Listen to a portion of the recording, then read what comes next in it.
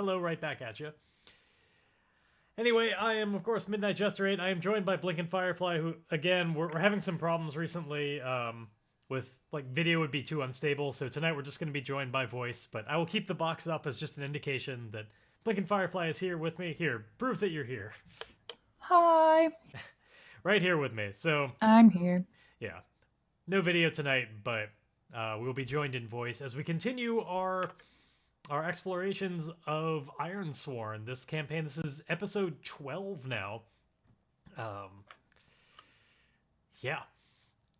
As I recall from last time, we were in the middle of this, what was it? Black Falls, I believe is the name of the town. Hmm. Yeah, in the middle of Black Falls, this, like, closest to a metropolis that they come in the Ironlands, that was run by like this like creepy death cult, but everybody seems more or less on board with it. And you're on your way to find Muko, who you found out is here. In fact, his body is being prepared for some manner of transition into death in a celebratory way. They let you into town, but with kind of like a visitor's pass that when we left last time was snatched off your body, and we'd been warned that you don't want to have an expired one, and presumably you don't want to have a non-existent one either. Mm-mm. So yeah, might as well get right back into it. So you were, let me move over to your character sheet again. So yeah, that little middle, oh, thank you.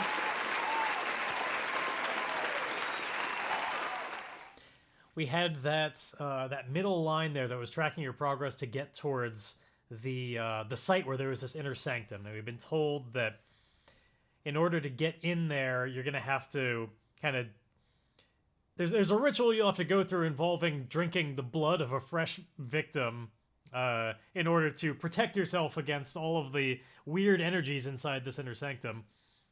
And you were on your way to doing that. We were tracking your progress to there when this person just ran up past you, and while you were kind of marveling and taking in the sights of the city, snatched off the. I forget, did we determine what type of flower, or just that it was a flower? I think it was a rose.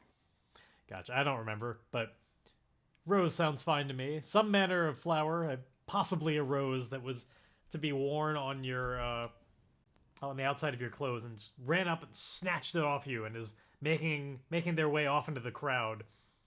Um, so without further preparation, might as well just kick back off with that moment.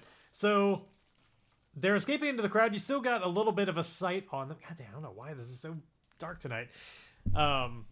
You still have somewhat of eyes on them, though. There's an opportunity to chase after them. Now, there are actually rules in the game. If we want to make this like a full kind of extended scene, we can do this as an extended sort of chase scene, or we can just kind of wrap it up in a roll or maybe two if we just want to move on to the other parts of the story. If we do the extended thing where we really have you like an action sequence sort of thing, I'll have to look these rules back up again because I've never actually used the extended rules. Let's see, how do they work again? Probably should have done that beforehand if I had done any manner of preparation for this sort of thing, but I guess you see just how much thought goes into this the before it all happens. All right, there was a, let's see, it's, yeah, gameplay options, scene challenges. That's what I'm looking for. All right. Vision your goal for the scene and decide the rank of your challenge. Now, I'm assuming, of course, that you're going to be running after this person and trying to get it back, and not just saying, "Well, I'll be fine without it." But I suppose that is technically a choice. So, are you planning on trying to get this back? Definitely. I do not want to be offered up to the gods or Yeah. And sacrificed or anything. and is your way of doing that to just chase after this person, or do you have a different idea in Pretty mind? much. Yeah. Okay. All right, then. Yeah, I don't miss a beat. I just hightail it after him or Okay. her. Yeah, we don't really know yet. Okay, I'm just briefly reading over this. So basically, the way it works is we use a progress tracker, like all sorts of stuff. but there's going to be an alternate progress tracker that is only 4 boxes long. And when you get a strong hit, you're gonna mark progress according, like just how you ordinarily would. Like depending on how challenging this is, you mark a number of boxes. If you get a weak hit, we're gonna do that, but there's also some kind of complication or delay, and so we're gonna hit a countdown box. And if you get a full-on miss, then it's you don't make any progress. You only mark the countdown box. And the idea is, as you would probably guess, fill in the 10 boxes before that you fill up the 4 bad boxes. Hey, what's up, Llama? Haven't seen you around in a while. The Llama Green. Yeah, the one and only. And then there's, if you try and secure an advantage during that, there's a slightly different way to do it.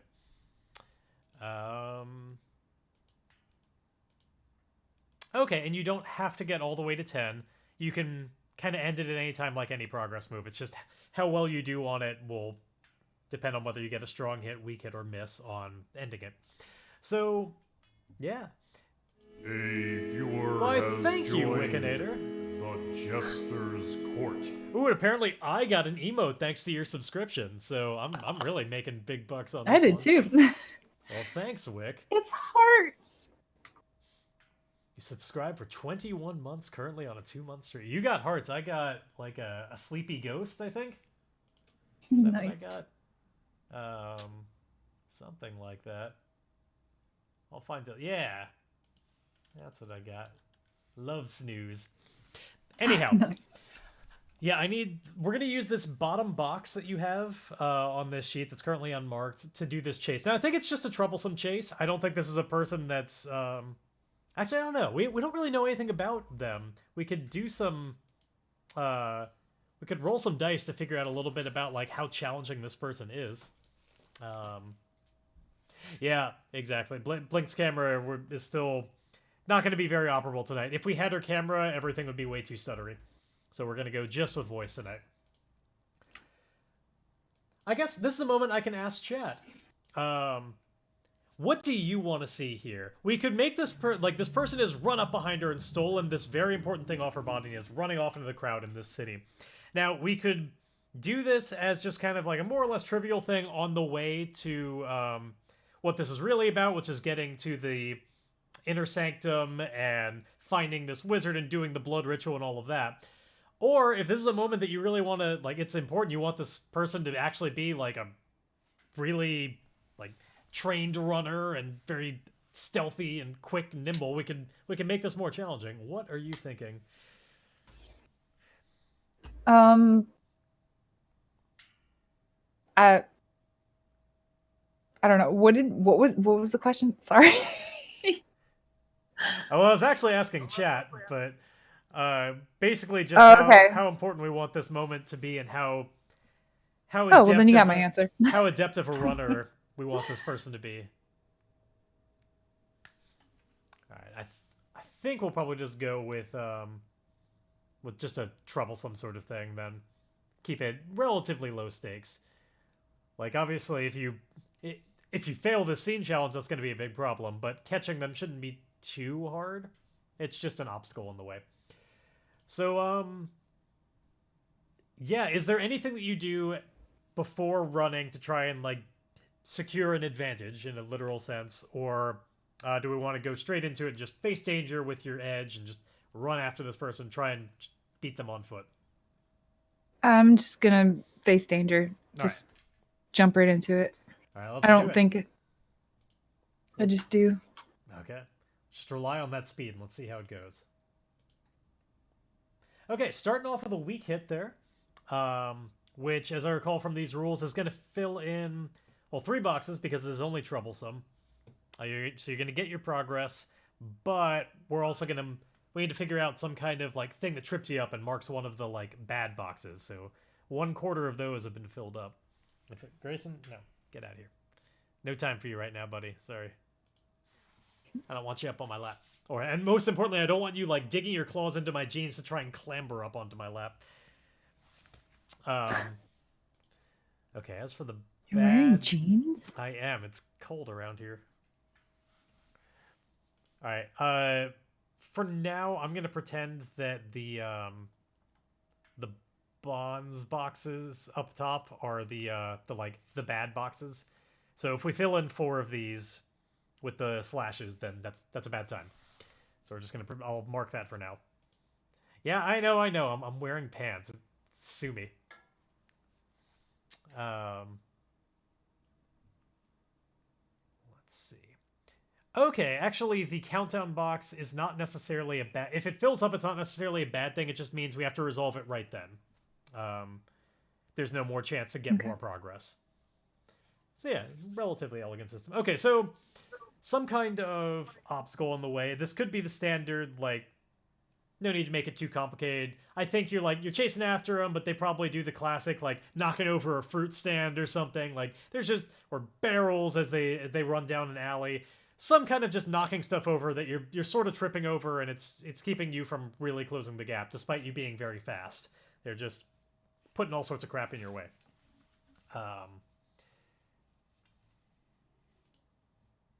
And again, unless there's some other sort of thing that you do to like change this up, and we can just keep doing this as a foot race and just face danger again.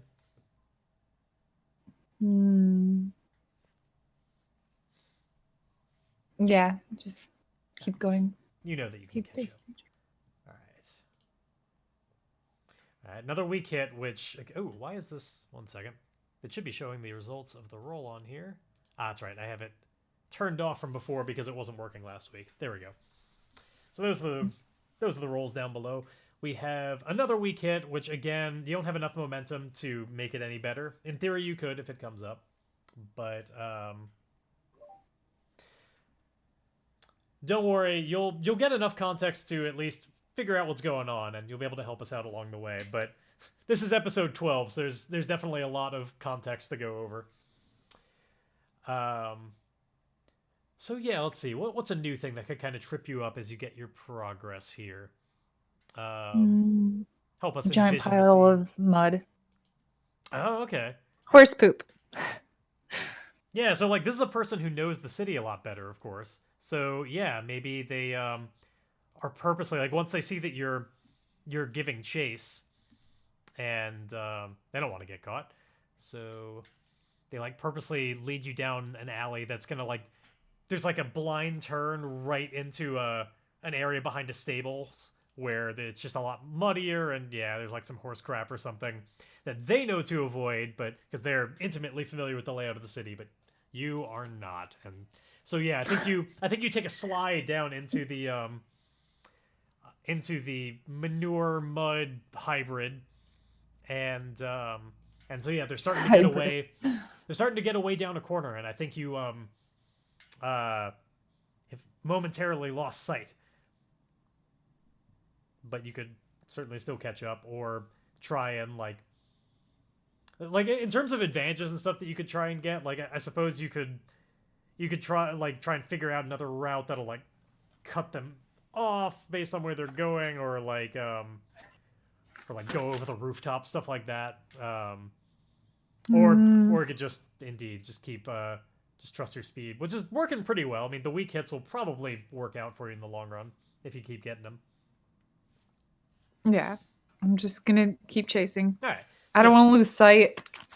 So yeah, well, depending on how this roll goes, we'll see how well you kind of get back up on your feet and go with the muddiness. Let's see. All right, another weak hit. So again, we've got 3 out of 4 countdown boxes, but now you've got 9 progress. Like this was only troublesome. Clearly, no matter what they were doing to try and halt your progress, it was just only... You were rolling with it pretty well. Like, honestly, I'd recommend just ending it right here. You've got 9 progress. You're probably just going to get a strong hit on this.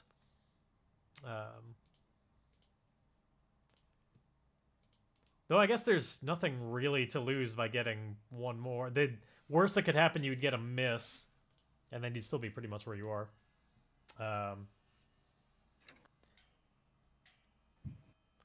But yeah, we'll do 1 more. See if you can just get the 10 out of 10. God damn it, light! Stop falling down. I hate my lamp. It's so like, it's just like a desk lamp, but the thing that holds the light up like just doesn't anymore, so it has to be just like perched on top of my monitor and always just like falls down. Anyway, we're gonna do one final face danger, and just to fill out that box because again, there's really no reason not to. Hey, and you get a strong hit, so yeah, you got 10 out of 10 boxes. We will end. We'll make the end the fight move now, basically, or not fight, but end the chase move.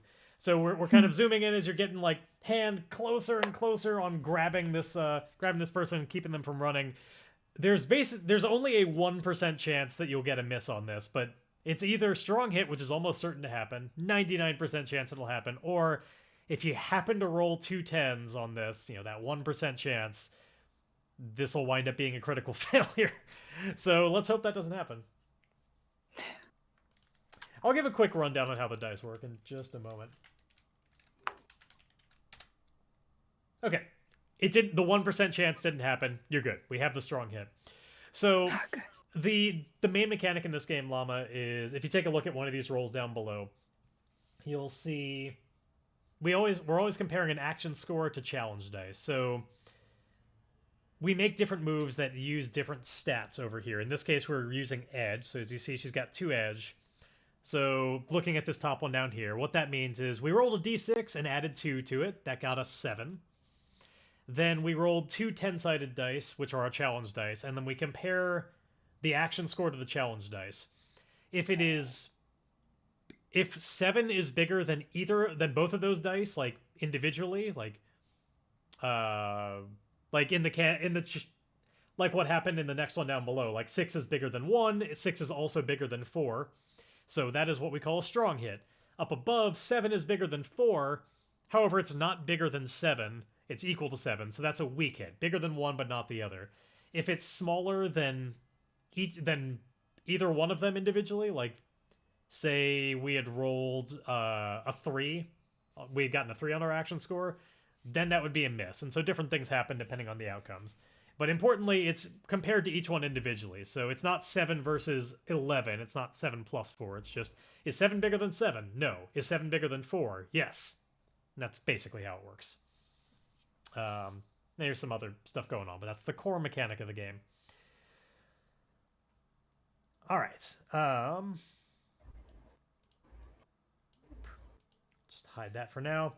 Bring those bonds back down. So you do catch this person. We should find out a little bit about what they're like. I'm going to roll up some description and see like what kind of, when you finally, do you imagine like that you would like tackle them to the ground, or is it more like you caught up and like yanked their collar back and now you have them in your hands? Like how do you stop this person? Because it works perfectly. Yeah, I grabbed their clothes. Okay. Just get a big fistful. All right, Halt them in their this tracks. Person is... Ooh, interesting. The first thing I rolled about them is they are dying. Oh, dang. You know what would make sense? If they're also an outsider and they didn't have their little thing, or if it had expired or something, but their business wasn't done in town, yeah, they're dying. As we already established about this place, you need to have a pass here. They clearly don't. So they're dying. Let's get another thing about them. They're artistic. Okay. And one final one. And then we're going to also find out what role they have in town. Okay, so they're artistic, quiet, and dying. And as for their role, it's a farmer. Not what I would have expected, but I guess they get enough physical activity that they can kind of give chase. So we have this farmer in town. So when you grab them by the clothes, there was probably like some kind of just like traveling cloak that was billowing behind me, making it hard to see exactly what they were like. But now that you've pulled them up, they're the clothes they're very like secondhand looking, or at least like they've had a long life, like a lot of mended patches and stuff like that. Like these are clothes that have probably been worn for the last like 10, 15 years, and they just keep being, patched up in very literal meaning and making sure they have a longer lifespan. Very dirty, and but not in like, this is a person who lives on the street kind of way, just like this is a person who does work in the dirt. So yeah, like the stains of just years and years of dirt and fraying on um, just rough spun and simple clothing. Let's give this person a name. I guess we don't technically need to do that until we find out their name. But yeah, so they're okay. So they're quiet and artistic. That's actually there'd have to be some detail about them that like what piece of oh, okay. I think the fact that they're artistic no, never mind. I had an idea, but I'm not going to roll with it. But there'd be, I think there's some kind of just like jewelry or something, some adornment on their body that shows like they, because we described they're just in simple clothing. But if they're truly this like artistic person, I feel like there'd be some flair that we'd see that gives a hint of that. Anything come to mind for you?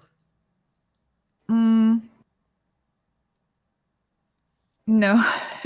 I just want to get my rose back. I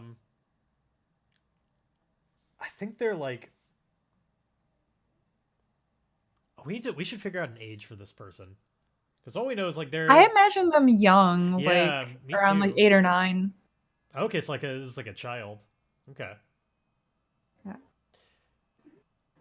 Well, because that's what you said last episode. You're I like think I some did. kid comes along and Yeah.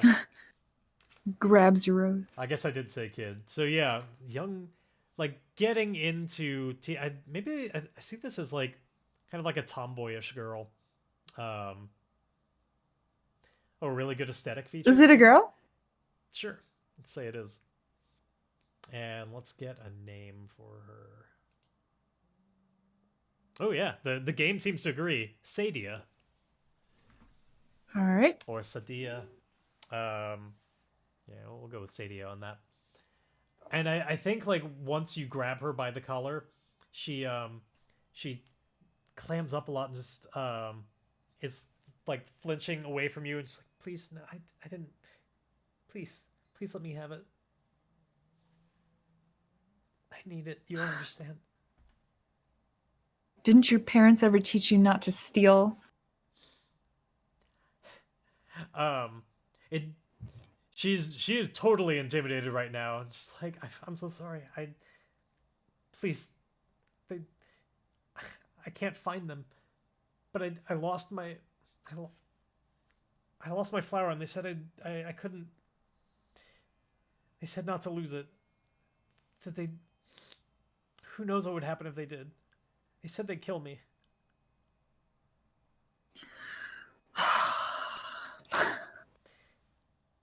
I don't know if I believe this kid. Yeah? You want to kind of assess them a little bit, find out if they're being upfront or not?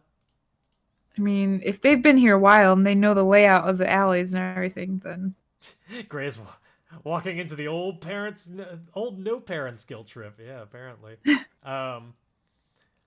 Well, yeah, if you want to, we could do this as like a gather information move, or I guess as we've done it before, we could do like secure an advantage to just try and get a read on her before doing something else.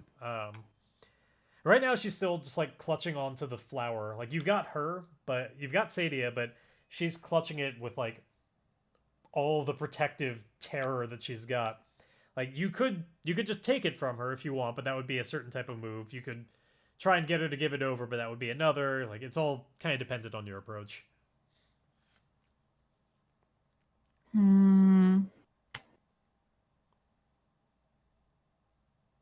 Yeah, I feel like I don't have a lot of time, and as bad as I would feel if she really did lose her flower, I'm just taking the flower from her. All right. I'm going. I don't know. I don't know anything about the city. I don't know anyone. All right. So that definitely sounds like just your catch-all face danger move. Just trying to do it with I could see either iron or edge. Like it's either just about like catching her when she's off guard and just so quickly snatching it that she can't even see it coming, or just like forcing her fingers over and just like, give me that. Obviously, you're better at one than the other, but it's really more, it's how you want to do it, basically. Yeah. So Yeah, I'm not messing around with this kid. So which way then? How are you approaching this? I am snatching All right. So the rose out of her. I assume you mean with edge then. Yes. Okay. We have a weak hit, and again, it's a little too high up for, well, a lot too high up. We can't make it any better with momentum. But yeah, so Grae ain't got no time for this shit. She's got other stuff involved. This kid is gonna have to deal with her problems on her own. Snatch the flower back out.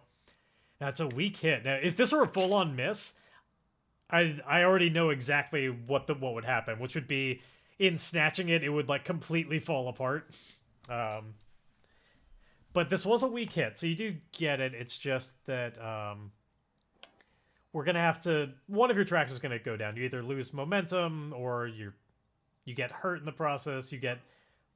It could just be. It could be stressful. Like, how do you feel about taking this from the kid? Like, you said you don't really believe her. So, but,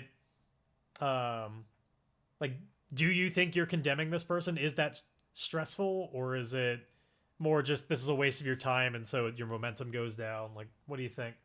Yeah, it's a waste of my time. Okay. So let's just move down your momentum then. Where like there's a lot of kicking and screaming. It's like you're able to get it from her, but she makes a really big deal out of it, and there's a lot of turning heads, and there's people looking on, which is probably not a good thing for her, considering there's one of those people is going to see that she no longer has a pass in the city.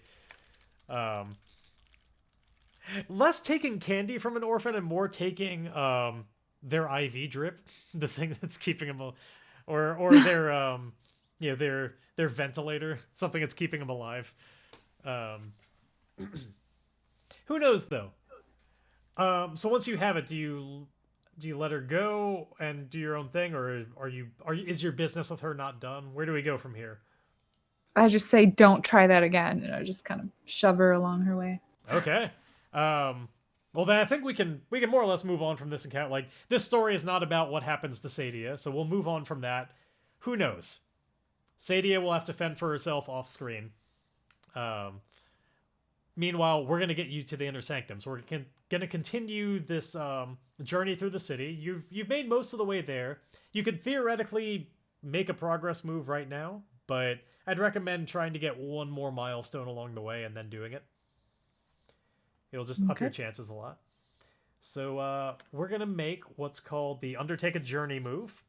Usually this is for getting like between towns, but we've described this place as so big that and so convoluted in terms of how many districts there are that we're treating it like it's a journey as opposed to just getting from point A to point B in town. It's just troublesome though. So you got to make a wits move. And we're going to see if you can get to the next point without any more problems. Okay. Another weak hit. We're getting a lot of weak hits tonight, which, obviously it could be worse. You haven't yet missed. But it's not the same luck as last time where you were just getting like strong hit after strong hit. As I recall, weak hit, I think it's just that you get there, but you're going to lose a little bit of supply. Which is actually your last supply. I envision this as maybe you get there, but you got a little bit turned around and had to ask for directions or something, and in order to get people to help you out, because you're an outsider that nobody really wanted to deal with, like you had to like trade some of your stuff just for them to fucking point you in the right direction. Like that's a way that makes sense to me, because otherwise it's not like you ate through your rations trying to get there. It's not that big of a place. But yeah, I think you just had to like trade some of your last stuff, which unfortunately, kind of like last time, means you are now out of supply again. Ran through all that stuff that we found in the outside in the cold, in that snowbank. But you do with that frozen body. But you do reach the next milestone, which is, I think, indeed the district where, like, up high where they have this this religious part, like the more kind of governmental slash religious cult area where they have the sanctum. You reach that part of the city. Let me just mark the progress appropriately.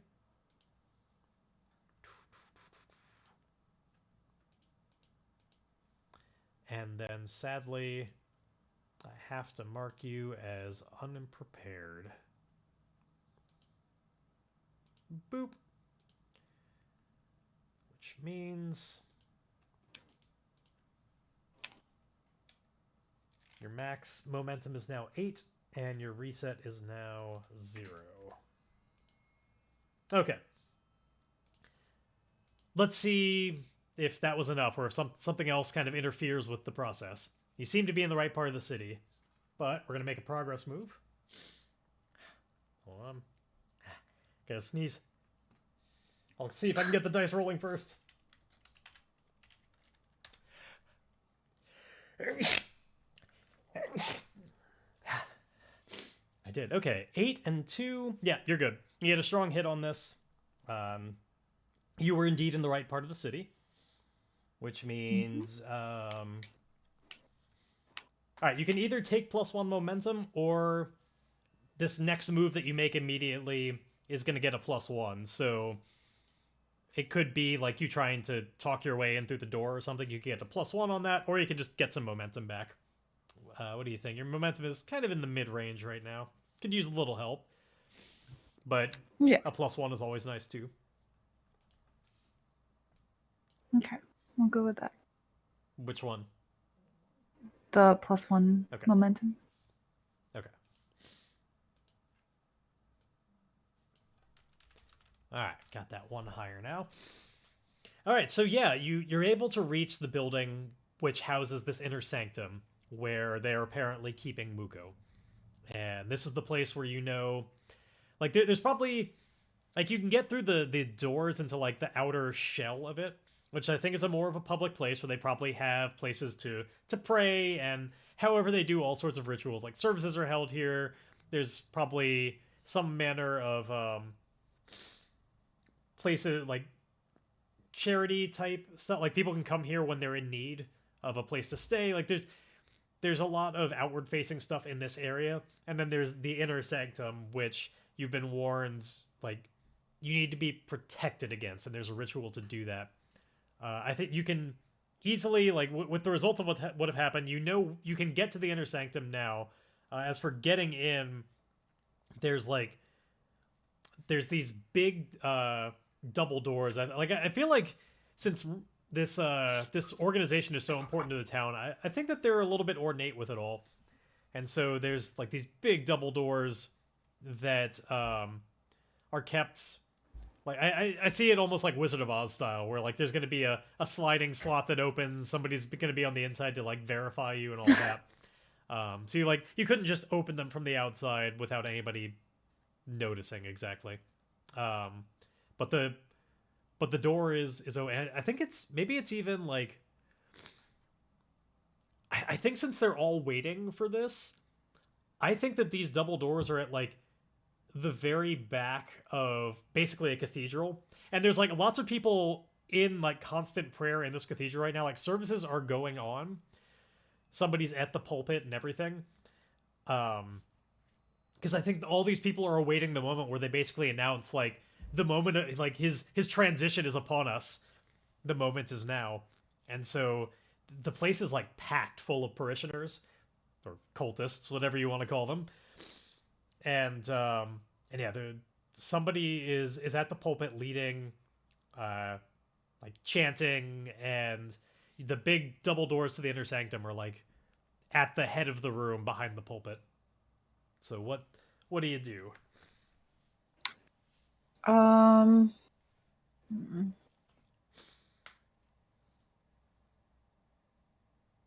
I'd probably go to the nearest person and just be like, "Excuse me, what's going on here?" Okay. Are they all like, is their attention all on something, or? Well, yeah, I mean, basically church services going on. Like, their attention would be on the service. Like that's relatively obvious. They're all like participating to it. Like there's probably some amount of call and response type stuff. Like everybody here is engaging with it in the appropriate way. Sometimes silent, sometimes saying the proper things as however it goes out in their practice. Okay. Yeah, I just like tap the person that's closest by and kind of whisper to them and just be like, excuse me, do you happen to know the wizard Muko? And they in hushed tones are responding back to you. Yes, everyone knows of the wizard. We all await his final arrival. Come, join the ceremony. It is sure to be a fantastic one for all the ages. One does not usually get to witness such a great moment. What is happening right now exactly?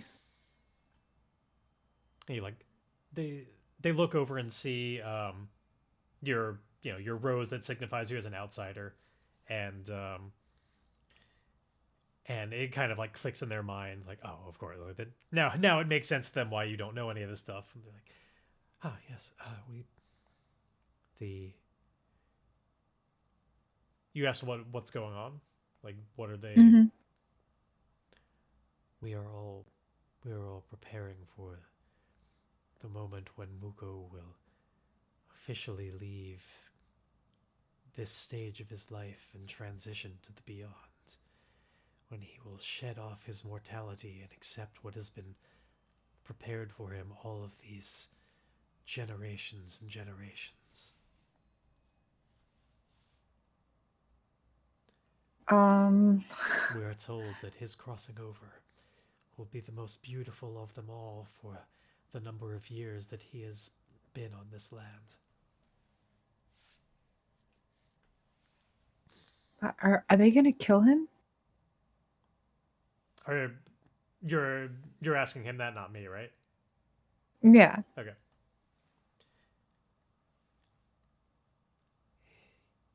His death is inevitable. It comes for him, just as it comes for us all. Is he sick? Or is he being executed?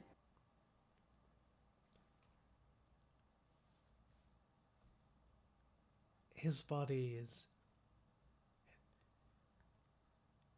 is no longer fit for this world. So he's sick. You remember from the like when you were talking with the guard outs, like the gatesmen outside the town, he had talked about how Muko was like actually I can't remember what was said in character and what was just us discussing stuff. I just remember the guard saying that he was being prepared to leave this world or something like that. Wow.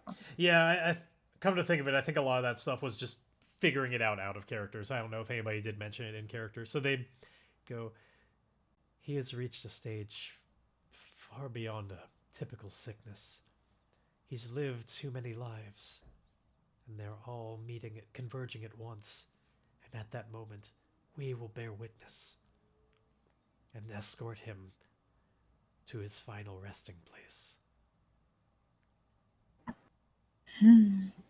I have to talk to him. I'm a friend. I need to talk to Muko. You must help me. Well, that sounds like a good opportunity to make a compel move to try and get them to do something. So let's do it. It sounds like you're doing it with heart. You're just trying to, charm them or convince them to help you out. You're not threatening or lying or anything. So let's make a heart move. This is the thing you're best at. Yep. And you have your +1, because this is that first move that you've made. So you're going to be really good at it. Now let's see if the dice agree. They do. Now apparently you didn't need the +1, but it never hurts. You got a strong hit.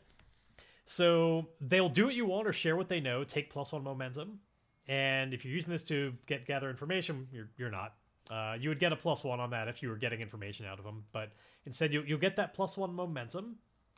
So yeah, apparently they seem to agree. Like, I imagine you're kind of in the back of the room, and maybe there's sort of a thing where in this culture, they like,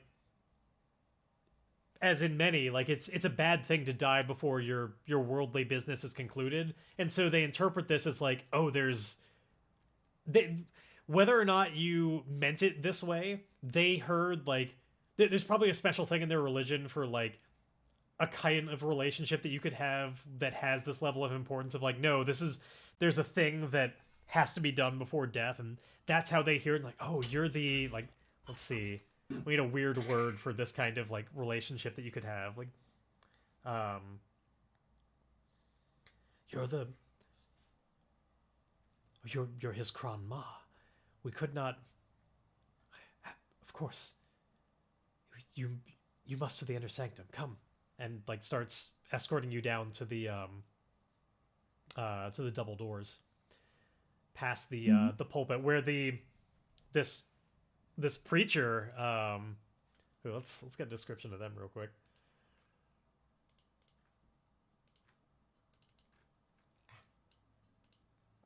What do they look like? And Chandra's with me this whole time, right? Like she's following me throughout this. Well, recall she's pretty wounded.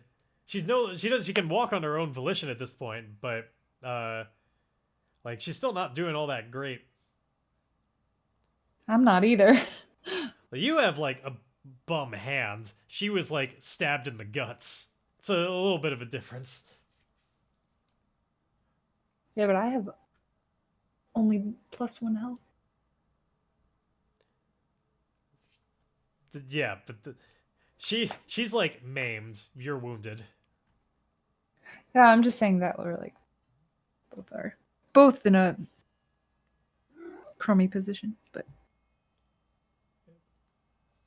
Very different ones. Anyway, apparently this preacher is agreeable. So yeah, maybe they may not even flinch from this service. They just see you being escorted by a parishioner who's maybe like a very frequent member, like knows who he is and just knows like, oh yeah, like they if you're being escorted by, let's give this person a name. Let's see.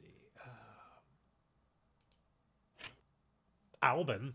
Like if Albin is leading you towards those double doors, like clearly this is official business. Like he wouldn't just fuck around with it. And so yeah, the preacher just keeps on going without even noticing or pausing for a moment as you go down there. So the two of you reach these double doors in the back, kind of behind the pulpit, and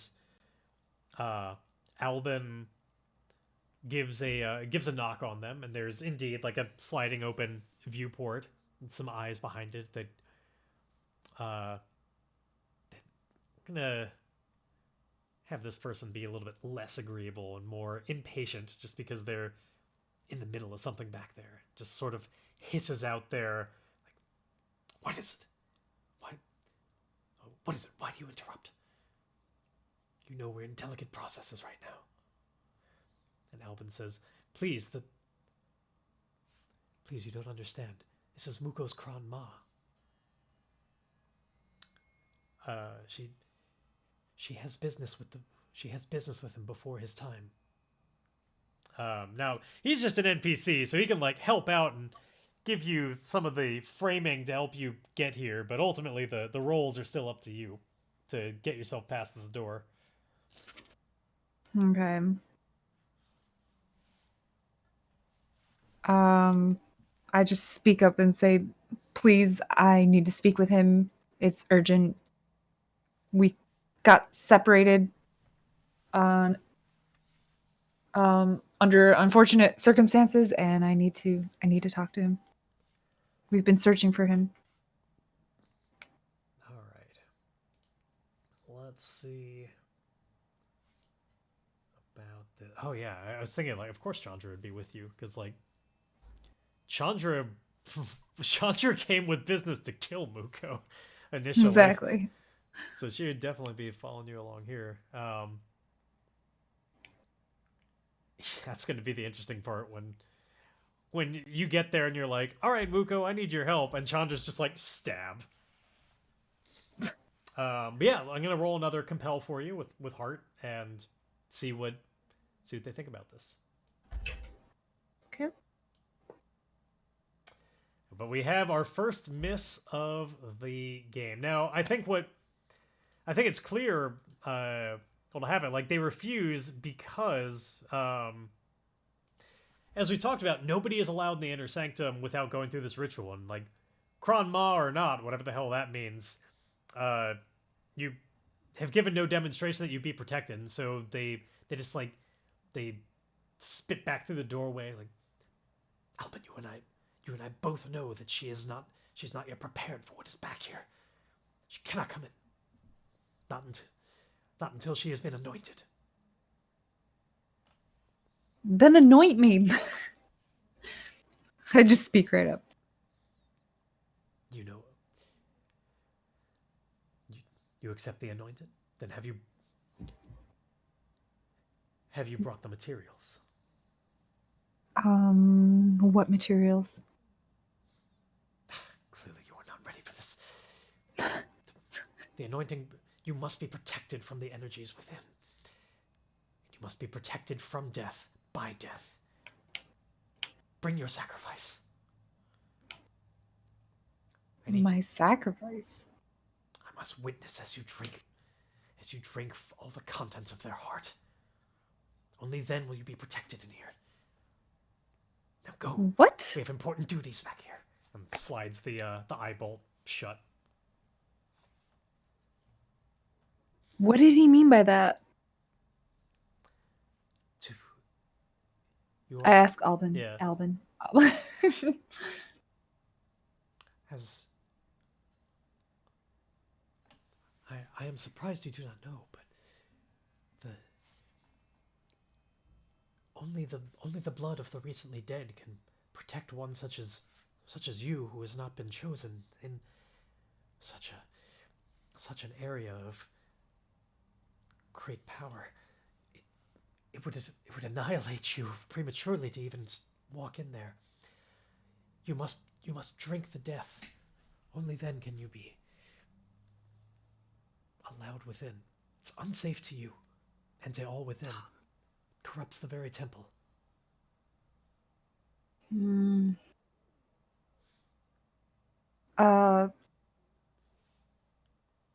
Please. Flint. Flint, what do I do? Well. And yeah, Flint is my character who has been somewhat spiritified. I'm a little tiny pinprick of light within a bottle she wears around her neck due to all sorts of events that are too complicated to get into, but she can hear me in her head. Well,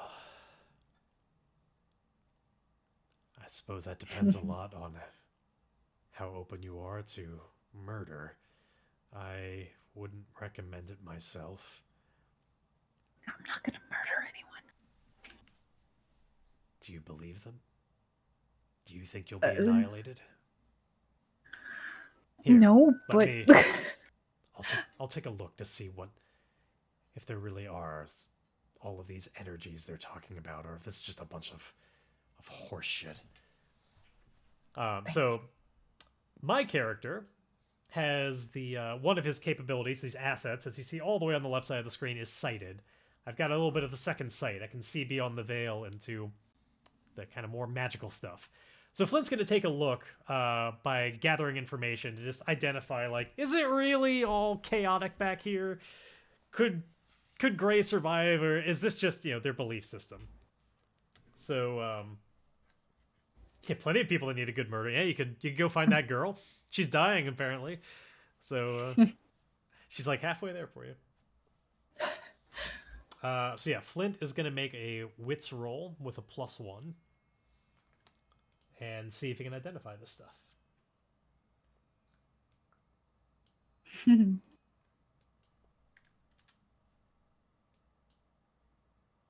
Okay. I get a weak hit because sadly I rolled really high on the challenge, one of the challenge dice, and but I still take +1 momentum because it is a hit. Let me take care of that real quick. Ooh, my momentum is high, but not high enough. So gather information. It was a weak hit, which means the information complicates your quest or introduces a new danger. Envision what you discover and take +1 momentum. Oh, so I'll get 2 momentum actually. So I think if it's information that complicates your quest, I think the answer is probably yeah. Like Flint is a little uncertain. Like there's Grae. I don't mean to alarm you, but there is something going on here. Something beyond just usual energies. I don't know if it's maybe brought on by their belief or the fact that we're getting closer to the Iron Pillar. But there's definitely something going on here that I've never seen before. And whatever kind of anointing they need, I don't know if it'll kill you, but it may not be very safe in there. I'd be careful.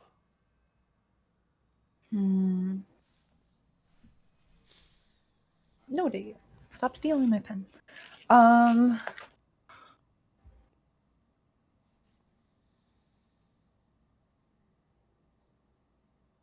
want to ask Chandra what she wants to do. I'm surprised she's not bursting through the doors trying to get to Muko. It's too hurt to do that sort of thing. Oh yeah, that's right.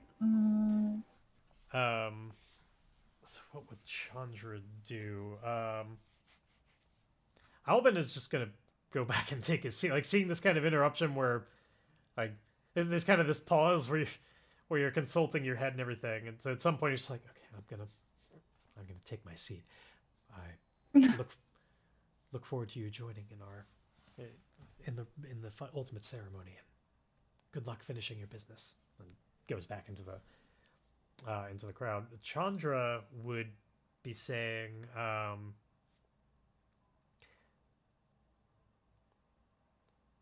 sure, like Chandra's probably going to be the devil on your shoulder here, about killing somebody, and just goes, look, if they don't, this town doesn't seem to mind it. They seem to love this sort of thing. I'm sure you can find somebody who's eager to find their time. There's people who want to die in every kind of place. There must be people that are even happier about it here. Just go find somebody and get it over with. If you don't... I'm not a murderer. I can't kill anyone. Let me do it. Ultimately, it's my business with Muko anyway. All fine. In fact, yeah, she starts just kind of like hobbling back out of here, like with a limp, and recognizing she's kind of like muttering to herself as she goes, just like, I've come this far, I'm not gonna let a little thing like this stand in the way. Lama is saying sacrifice Chandra.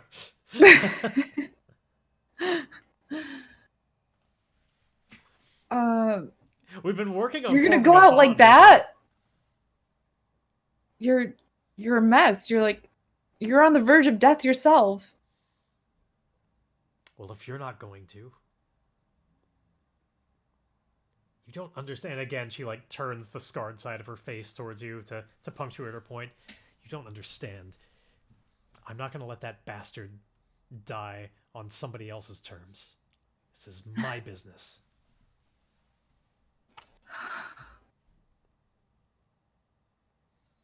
And she continues on her way out.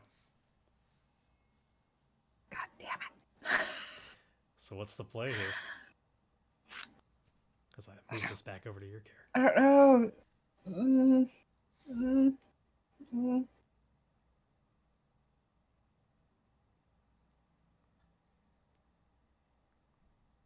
Flint, what do I do also need to give you another mark for helping her find Muko. Like, you've reached the place, so let's give you a mark on that quest.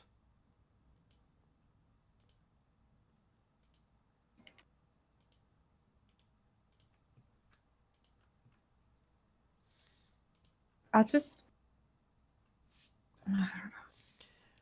I would just tell Chandra to just go through. Like, I don't know if the door's locked or. Like, try to convince them.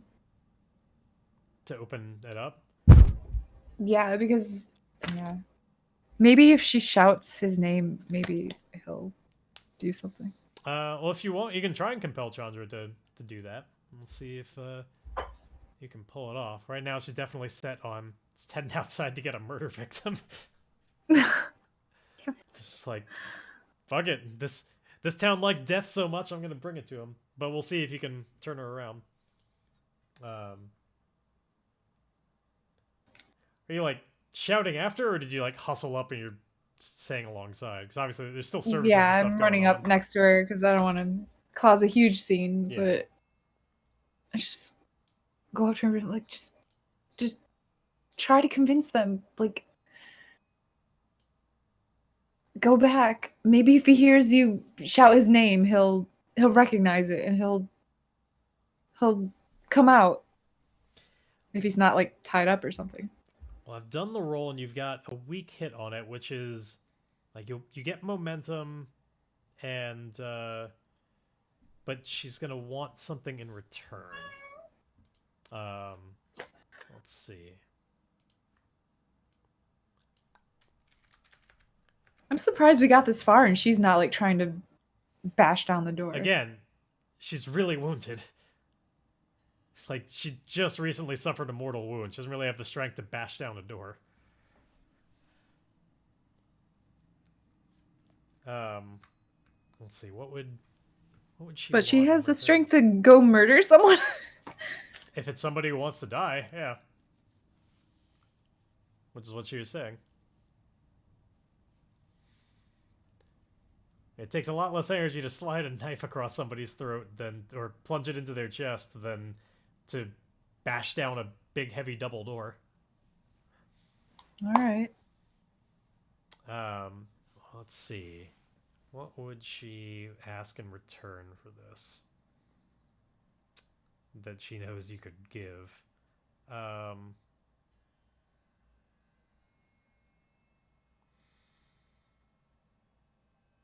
She might try to take Flint. What makes you think that? I don't know, curiosity. Maybe she's just still super curious about the necklace. It seems a little random right now. But she could. I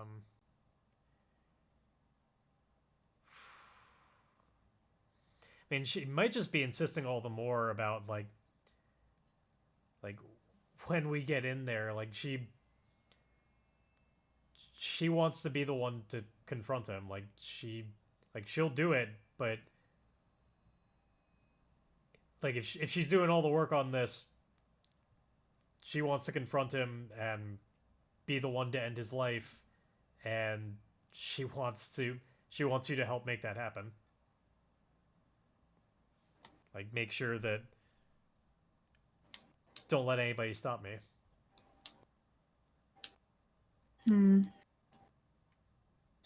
I think I'm gonna go back to Albin. Is that his name? Yeah. I just scuffle back over to Albin and say, does it have to be a human or can it be a pig? Or an animal? Let's roll an oracle on that. I don't know. Let's find out if it has to be a human. Because it may not have to be. It just has to be freshly dead, they said. So I'd say in asking the oracle, does this have to be a human? I'd put this at unlikely that it has to be, given that wording. So let's see. No. According to the oracle, it does not have to be a human. So Albin would say, "No, strictly speaking, it does not have the sacrifice does not have to be human, though the more blood drained and the longer that they had lived, the more protection that is supposed to offer." Yeah, please. That's enough for me. Thank you. I just walk quickly out of there and find the nearest pigeon. It's gonna be like this tiny little heart. It's like, look, I brought my sacrifice. That's about all. I mean, I don't like killing anything really, but I can manage a pigeon. Okay. Or Grae can. Yeah. Okay. Well, let's get you a pigeon. I just take my sword and start. You're just hacking pigeons out of the air with a sword. I thought you meant like you're gonna try and like chase out, like snatch one with your hands or something. Yeah, no, I think that makes more sense. Yeah, Just in the streets, just swinging a sword at birds, and there's like everybody's taking a wide berth around you. I mean, granted, I don't know how much better everybody is looking at the person who's just like trying to snatch pigeons out of the air with their bare hands, but let's see. I'm nimble. I use edge. Yeah. Let's see if we can catch you a pigeon with some face danger here. Let us roll an edge. Alright, strong hit, as it should be. It's a goddamn pigeon. The challenge dice rolled 1 and 2. Even the dice were just like, yeah, this is not. You're fine. So you're successful and you take +1 momentum. Just building that track. You're up to 8 now, which is actually your max. So can't get any higher momentum right now. Good. So you're fully maxed up on momentum. You have your live pigeon that's just like flapping its wing and trying to escape a little. Well, I don't know. Maybe, I guess with a strong hit, you probably do it dexterously enough and with soft enough hands. It's not freaking out so much. Just like it's weirded out for a moment, but then like maybe you're like petting it or something, and it seems more or less consoled. It was a strong hit. But yeah, no, exactly. Don't make it all calm and adorable, because this is gonna be harder. I know, right? As Llama says, as it looks into your eyes, yeah, it's just like, damn it, Llama, just looking around with its little pigeon head. Just like, no. Yeah, I liked it better when it was struggling. Looks up at you in confusion. Alright, you have your pigeon. You can easily get back to the double doors if you want. So what do you do with this calm bird? I just bring it right back to I bring it back inside and take it up straight up to I take it up to Albin. I'm like, Albin, you need to get that guard again.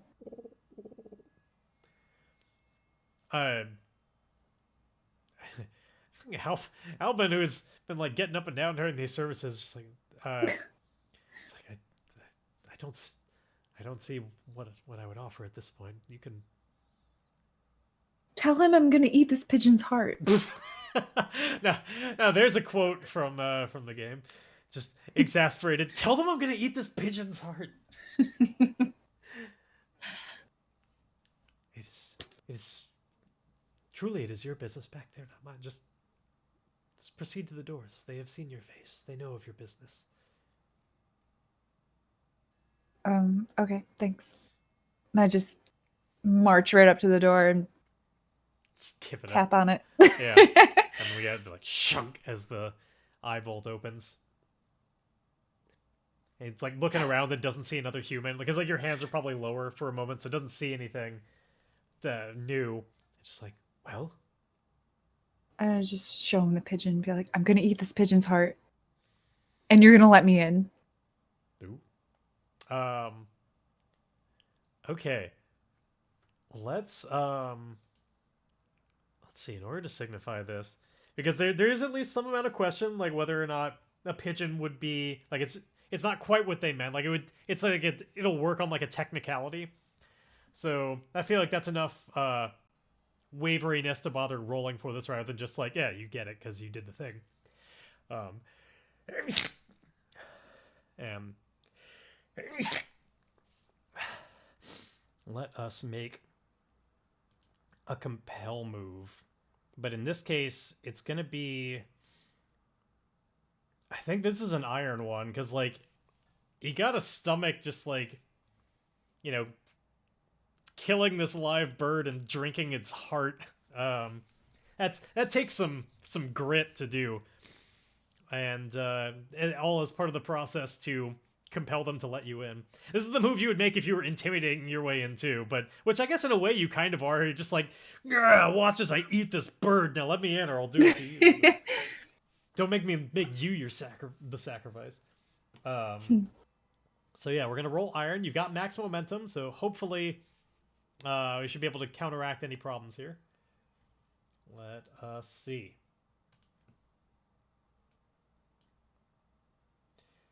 Oh, man, you have a weak hit, and sadly, the challenge dice it's 9. I can't counteract it with momentum, so we can't make that any better, but it's still a weak hit, which is good. It just means that, again, like, they want something in return. They probably would take my weapon. Yeah, at the very least, they'd probably take... Yeah, I think it's that they need everybody to surrender weapons.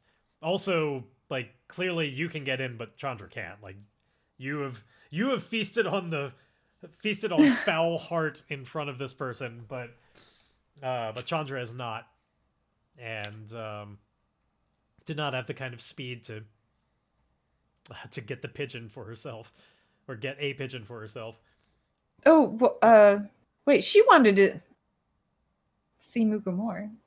She did. Maybe I should have her eat the pigeon heart. Oh, I mean, you can certainly do that instead if you want. If you want to just give this opportunity to her. She could probably use it anyway. She probably needs to eat. She may need to eat, but I don't know if drinking pigeon blood is exactly what she had in mind. Just pigeon blood from the still beating heart. Just so yeah, it's up to you. Just to put all cards on the table. If you let her in alone, which is because it would be one of you or the other. If it's just her, she's probably going to go in there and just kill him. Oh, I didn't know she wanted to kill him. I thought she just had some beef with him. I've said that so many times. Damn it. Yeah, like when you met her, she was all sharpening her sword for it, talking about her vengeance, and yeah, she's been pretty upfront about it. I didn't think she was serious about that. I thought she just wanted to talk to him. But it's up to you on which one of you gets in, because we've already rolled the dice on it. Well, she's gonna try and kill him. I can't have that. Yeah, you would know that would, if she were left alone in there, and in fact, it's what she even asked for as well. Like that when you were trying. I just turned to her really quickly, and I just say, "I need your word that you're not gonna kill him. If I get him out of there." Well, that will definitely take a compel roll.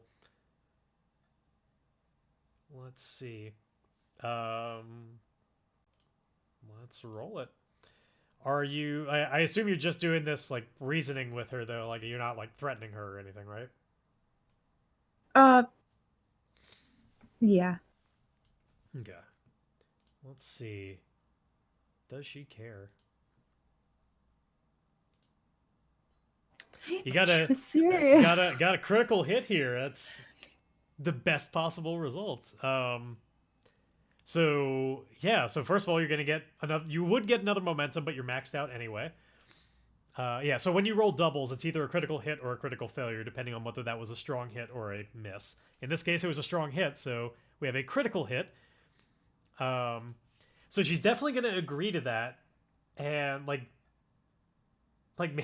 maybe watching you devour a pigeon in front of her changes a person.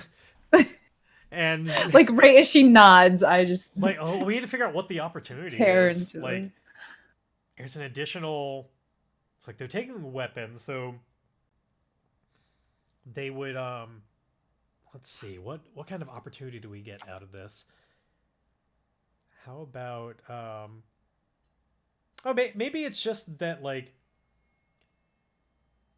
her agreement in this takes a little bit of stress off and you get some spirit back. Like because I think Chandra would just like still not fully believing what she just saw you do. Um thinking it was metal as fuck. She's just like She would. she's just like clearly your business with him is more important than I realized. I can at the very least stay my blade until your business is concluded. I She like looks at the blood dribbling down your face. It's like, I don't want to be in the way of that. I You put my do hand on her shoulder and say thank you. get him out when you can. I need to at least show him what he did. Okay. He needs to know. Thank you. And then yeah, I think that the easiness of that, of her just not being like chomping at the bit to kill this person, just gives you a little bit of spirit back. It's just like, oh thank God, something's going right. And yeah, Flint in your head is just like, I was not expecting her to do that, but then again, when I met you, I was definitely not expecting that you would ever just eat a live pigeon. So we're all learning things.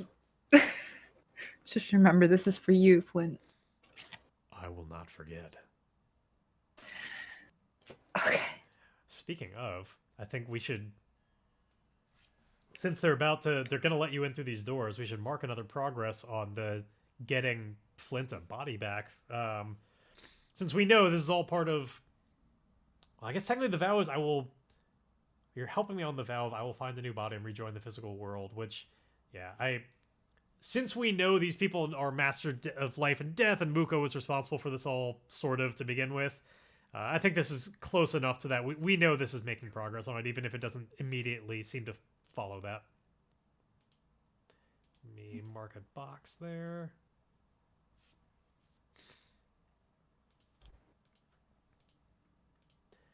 Okay.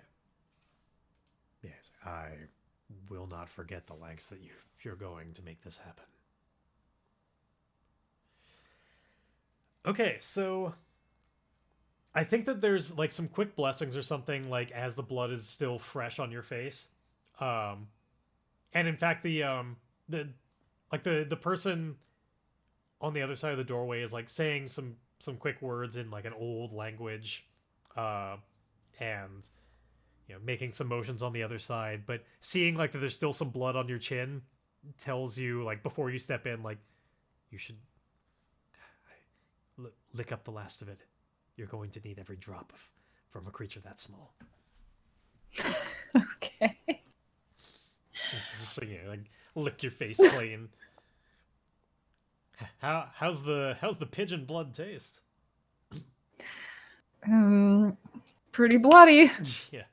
But they do let you in, and I think you've done the protection, and like I feel like when you step through the doorway, you can indeed feel a sort of like a staticky type feeling, almost like if you like rub your hand on a old TV screen that's been on too long, you can just like rub off all that static. There's that kind of like crackliness to it and smell. I think there's like a feeling kind of similar to that as you walk through this doorway. Like you can tell that, like it's this prickling sensation on the outside of your skin that you can tell like there's something acting against it, and it feels like there's like a barrier on you that is indeed keeping you safe. Okay. It feels very real as you go in, and the door is shut behind you heavily, and a bar like put back in place, and there's like another person in like monk's robes, very classic, like druidic looking sort of, hooded robe with a rope tied around it, who is carrying a torch because they keep this area very lightless. A lantern. Torches would be way too like they make way too much smoke out in the air. This is some kind of sealed like oil lamp or something. Um, yeah, and just like holding it in their hand and beckoning you forward. This is you can already tell this is a place that clearly it's very silent back here. Um, maybe not literally nobody ever says anything, but that seems to be the area it points to. Like you're very wordlessly guided along uh, down some stone corridor to like past a few other doors and that lead towards like offices or whatever. But Okay. eventually you are brought into a bedroom, and there's what looks it's almost like watching an exorcism right now, where indeed you see a Muko that's like bound to a big bed, like wrists and ankles are tied to bedposts, and is and is looking Wow. very frail, like looks way older than last time you saw him. Like before he seemed like a middle-aged person.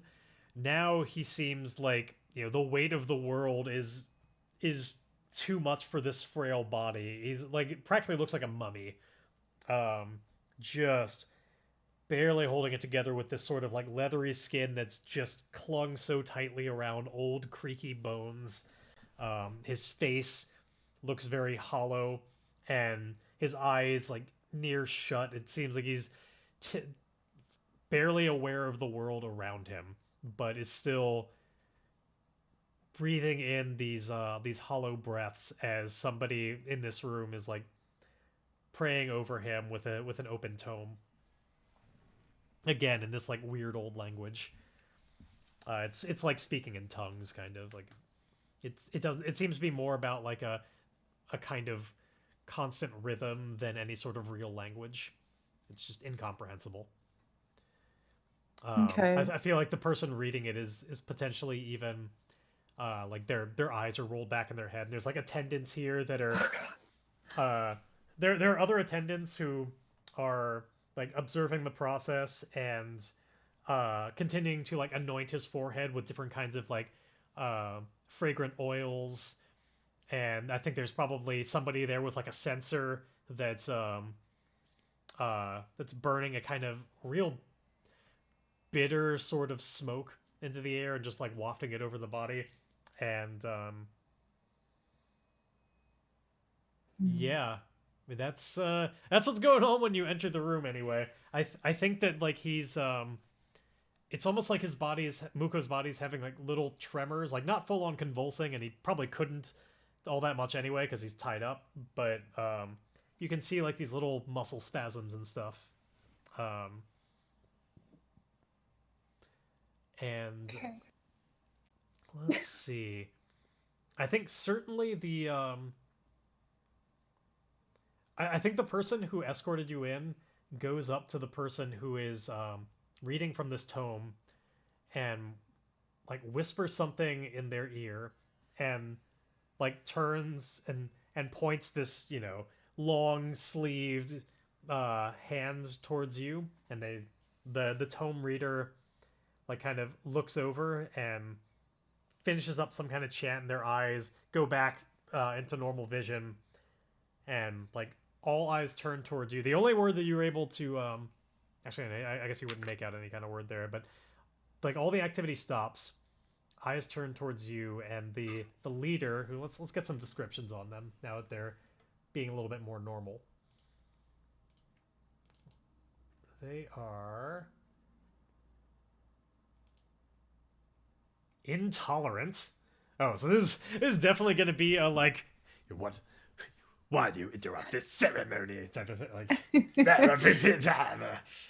let's see, intolerant, conceited. Yeah, this is not a person who's very happy with you interrupting this, and apathetic. So, like the kindest thing they have is like they just don't really give a shit, but otherwise are intolerant and conceited. So yeah, this is a very highfalutin priest who thinks that you are Kranmar, not you are. Yeah, like they speak out towards you with like this heavy shutting of this tome, and like dust paths out. It goes boom. And Kranmar or not, this is not the time. We are too close to the hour. What did you think was so important to interrupt such sensitive proceedings? Hmm? Speak, child. I may be late, but I'm still entitled to my moment. I just look him straight in the eye. And what moment is that? My moment of peace with Moku. Muko? I know, or Muko. This guy's like a brother to me. He's Mark, Mitch, Muko. Moment of peace with Muko. All right, we're definitely gonna have to do this in a roll. It's a good thing you have a lot of momentum on your side. So let's see. Can you convince this person that it is your business? I feel like the way you said it came off a little bit more iron to me than charm. Like you may not have been literally threatening them, but I don't know. It seemed more forceful to me, unless you think otherwise. I mean, I don't really know how this all works, but I'm definitely putting on a front, like pretending don't to. fuck with me. Yeah, like I know my rights. Like I know how this all works. Yeah, I think that would fall in. At least the way you said it seemed like it would fall in with insight, like not threaten literally, but being a little blustery with it. Certainly not pacifying or like bartering or anything like that. So yeah, we're gonna roll iron on this, and thankfully you have a lot of momentum. This is not your best stat, but I think it's important. Let's see.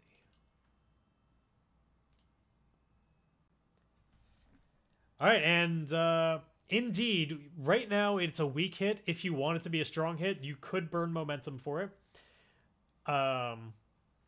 Weak hit would just again be they'll want something in return, or a strong hit like they'll get out of your way. But your momentum would set all the way back down to 0, and you might need it for other things. So it's up to you. Oh, and ignore that it says your momentum is 5. That's just because I haven't updated on the program. Okay. So, would you like to make... Is this the moment that you really want to be a strong hit, or are you fine with just having to kind of get a consolation? Yeah, I'm fine with that. Okay, so we'll keep this as a weak hit, which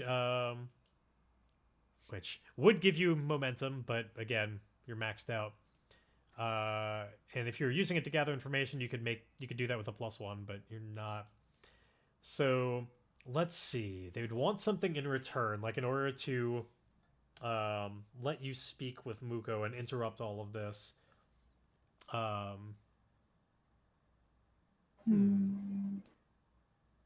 So like the thing I immediately thought of doesn't make a lot of sense, which is like, oh, maybe they want you to like participate in the process, but he'd probably be far more like he's conceited, like be like, oh, you just be ruining it.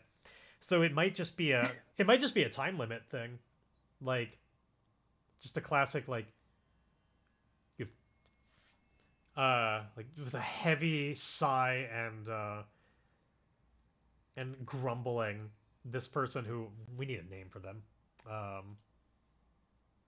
Let's see.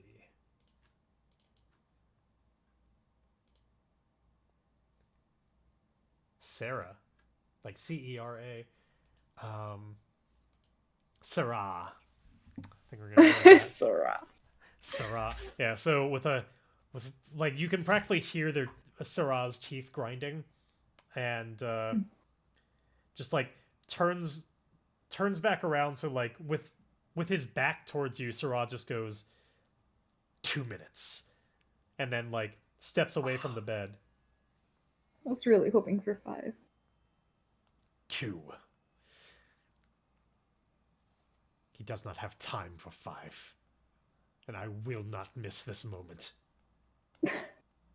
Go. All right.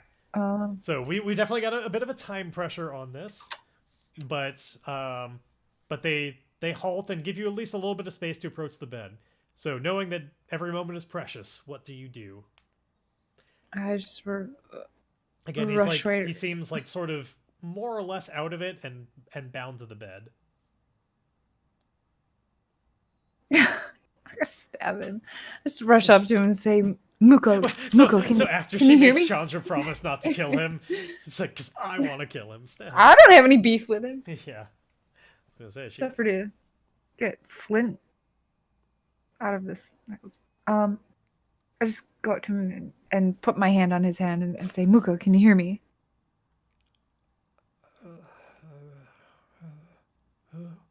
who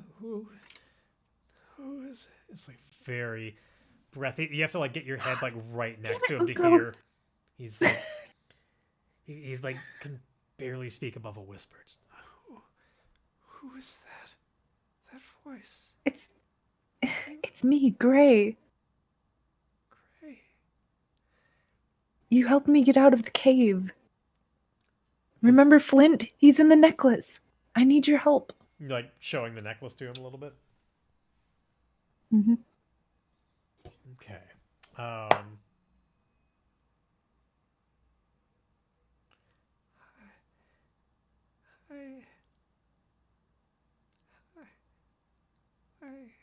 I cannot help anymore. They have me. They have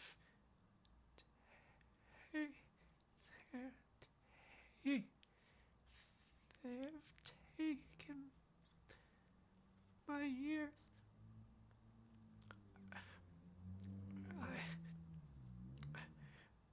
There's so little time.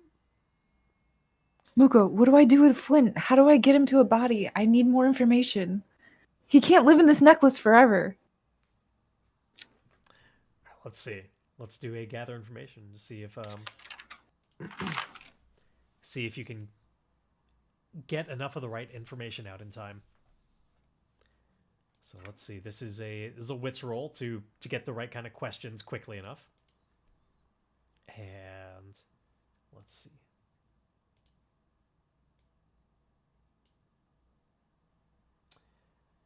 Okay. You have a miss. You could turn it into a weak hit by burning momentum. Sadly, not a full strong hit. One of the dice was just a little too high. I can burn. I don't have to burn all of it, right? I You just do, burn a little yeah. bit. It's momentum is an damn all or it. nothing thing. You just when you can use it, you can use it. And there's certain other cases where like it kind of comes into play, but for like burning momentum, it's burned. So if you use Fine, up, I'm burning the momentum. use up I, all of I, it. I, okay, I'm burning it. let's do it. So burn this momentum, which sets it all the way back down to 0, but you will get a weak hit out of this. So move that down. Burn, baby, burn indeed. Okay, so on a weak hit, the information complicates your quest or introduces a new danger. Envision what you discover and take +1 momentum. Okay, so actually your momentum will be at 1 because it'll go down to 0 and then you get 1. So let's see. They have information. Muko has the information, but it's got to complicate your quest somehow. Which, you know, it's putting somebody back in a body from beyond the veil of all sorts of weird stuff. So hard to imagine how it wouldn't be complicated. At the very least, I think there's a complication that like he'd be way too weak at this point to do it. Like he couldn't do it because his one complication. But let's see. He would tell you what you need to know to be able to get this quest going. I'm going to need some help from the oracles and chat on this. So because I don't know a proper answer to like what does it take to get Flint back in a body, I'm going to roll on the action and theme tables. And they're going to help us figure out what that might be. 1 second. So, we have finish is our action, and mysticism. God damn it! Finish mysticism. Like in order to finish the job, you must finish the ritual. God damn it, dice! Let's try that again. See if we can do a little bit better. That was a little too on the nose. In order to revive Flint, you must finish the ritual. Alright, let's see. Okay, acquire rival. There we go. That's a little bit less on the nose, which might help inspire something. Well, that could be very direct about, like, obviously we're gonna need a body for Flint. I don't think rival necessarily has to be a literal, like, rival, but maybe, like, maybe it does have to, there has to be, like, an emotional connection to bridge that gap. That could be interesting. Maybe it's someone that we have to defeat, or oh, you know what it could be? What he could tell you is, like, perhaps he's not the only wizard around. There's a rival wizard out there that might be able to help you with this. ooh. And maybe he has enough time to tell you If that. I have to go hunt down another wizard, Let's see. We need to find a good. We need to find a good reason. I don't know. I like that idea, but goddamn it. Yeah. Though I did also like just the, like, there needing to be an emotional connection, and I also want, like, I don't want you to always having to be turned to other people to do it for you, because, like, you're kind of discovering your own magic as well. So it would be cool to have it be set up in a way where, like, ultimately you'll be able to do this ritual. Would be really, really fun. At least I think so. So yeah, I do like the idea of it. It can't be just any person. This has to be someone that has enough of an emotional connection to Flint that there's an attractive force for his soul. It needs to be home enough, otherwise, like, the soul will never take to that body. And that it can be a good connection, but it can also be a powerful bad connection, like a rival. Let's see, let's get some more information about that, though, because it's not just about getting the right body. Let's do some other roles here. Well, that's the thing. Flint does have a son, though.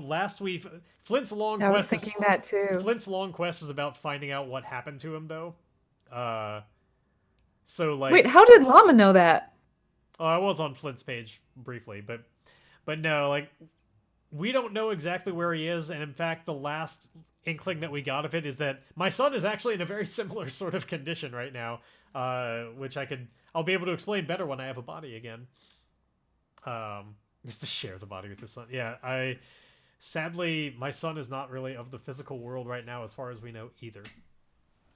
Really?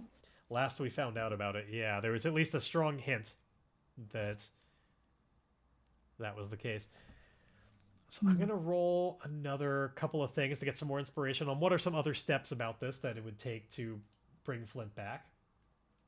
So I'm gonna do another action and theme. So acquire rival is one of them. Inspect enemy. Let's see. It sounds like we have to kill an enemy to get into the body. I don't know. I mean, it says inspect. That's what it's sounding like. Is there an enemy nation? Not that we've established so far, but that doesn't mean that there can't. I mean, the closest thing we have to an enemy nation is there is a group of people called the Broken, but they're not necessarily. Not really an enemy. Yeah, not an enemy so much as misunderstood. And yeah, but the word inspect comes to mind, or not comes to mind, but, like, stands out. It could just be a matter of, like, on that, but, like, there could be a purification that's necessary of, like, the enemies could be not people so much as, like, contagions, and, like, there's a process to purifying the body, or like finding all of the impurities and taking care of them in order for the soul to take home there. Or maybe that's a more inward thing on the soul part, where, like, there's, like, a process, like, the soul has to kind of confront its own what led to it being in this state, like, the decisions it made, like, it's an inward sort of reflection thing that it has to find out all of what got it there so that it can turn back around and not make the same mistakes. So it could be a component like that. But obviously, one way or another, you'd have to there'd have to be some kind of magic words and ritual bullshit to have to do that I don't know if they'd have time to tell you here. So it would have to be like a letting you know where his stuff is. Then maybe there'd be some lore to decipher, which I don't think I need to roll for that. So yeah, I think he like tells you these things about the need for the emotional connection to the body, and that Flint's soul will have to look inside himself and come to peace with what happened, or everything that happened to get to this state, and reject those decisions so that it won't happen again. And that in order to like, the proper ritual is in some materials that he has in let's just say that he like they're probably here in the room with him, but that they, like, everybody else in the room would not want you, like, his possessions like are supposed to go with him, and so nobody would want you to take anything from the room. But they're like, his belongings are underneath the bed, and the writings in there should guide you along the way.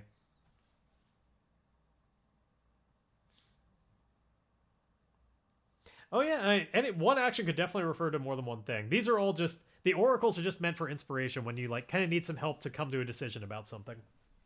There's a lot of random tables to roll on to help push you in a direction. But yeah, so it gives you the title of this, or it's probably not even a title. It's just like a journal that he kept that cataloged all of his experiments and everything he ever did with magic. And that somewhere in there should be the answer to what you need to bring him back. But it's beyond his time to be able to do it for you.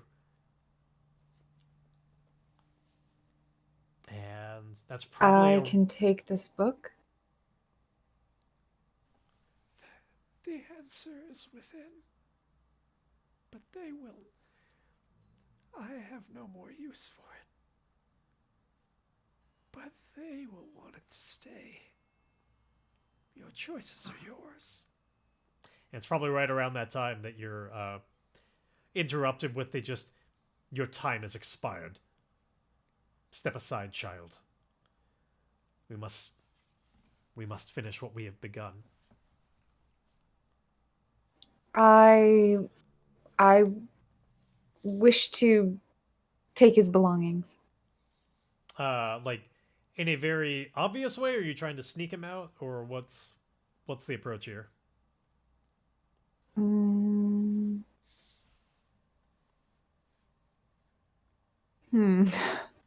I was thinking of trying like, oh no, that wouldn't work. Any choice is valid. It just gotta know how we're going about it. Yeah, I'm just gonna say to the surly man that I wish to take his book. Syrah. Surly Syrah. Yeah. Surly Syrah, yeah. So you just so you're seeking permission to do it then. Basically. I think I just turn to him and say, Muko requests that I take his book as a parting gift. Okay. I imagine he didn't hear what Muko said because he was like standing off to the side. Well, you could barely hear what Muko said, so yeah, they definitely didn't. However, that's definitely like at least stretching the truth a little bit, which means this is going to be a shadow move. Which is not, you're not the best liar, but let's see. Doesn't mean you can't pull it off. So we're going to roll with your shadow here and try and compel them to try and compel Syrah to let you have this book because Muko said so. I guess it's true, like if Muko like bequeaths it to you, it's no longer his possession to be like taken with him into the afterlife. Alright, let's see. Sadly, however, that is a miss. And yeah, with some high challenge dice. No. Yeah, I think Sarah thinks you're full of shit. Yeah, they refuse or make a demand which costs you greatly. I think in this case it's just a refuse, where there's just like a hand held up in your face, just pushing you aside while he brings open the tome, opens back up the tome and starts resuming before saying, I have no time for this nonsense. If your business is concluded," and he like snaps his fingers for somebody to escort you back out of the room. I'm there's, like, a gonna hand just on your grab shoulder. it and run. Okay. Well, that sounds like an edge thing. Just be quick enough to get it and get out of here. All right. Let me just tell you. So in my Ironsworn Western Frontier game, this is like ringing all sorts of bells because what eventually brought my character down was I didn't really have much in the way of health, and I pissed off a religious organization and tried to grab something and run.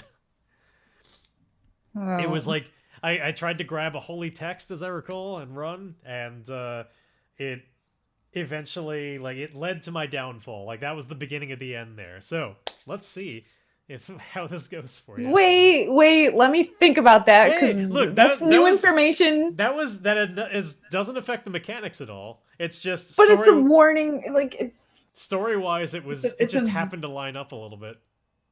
yeah, but it's valid advice, and I Oh, need it's to think. not advice. It's just a thinking back to how a very similar situation happened. But you got good edge. You can pull it off. But indeed, it is ultimately yours. So Yeah, but even if I escape, Chandra's not going to be able to keep up with me, and they'll probably hold her in order to get the book back. I think I'm they as well just trying to tell you stand. all of it is rooting you on for this course. But okay, like we haven't rolled the dice or anything, so you're not locked into this action if you want to take that back.